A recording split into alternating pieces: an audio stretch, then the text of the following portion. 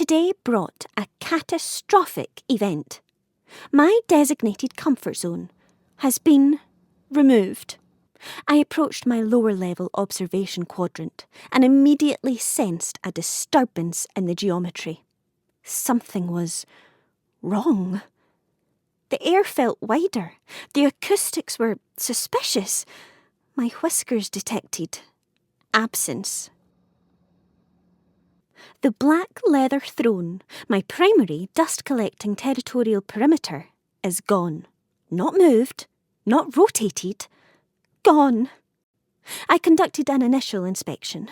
I stood in the exact space where it once existed to better understand the emotional footprint. There is no footprint, only the trail. Now, here is what makes this particularly confusing.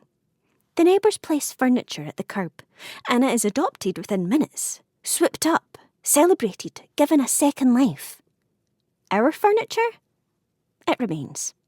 It sits outside in quiet optimism, and then is dragged back into the garage, like a failed audition. This suggests one of two things. Either the neighbours have standards, or we are operating a low-demand household. Disturbing.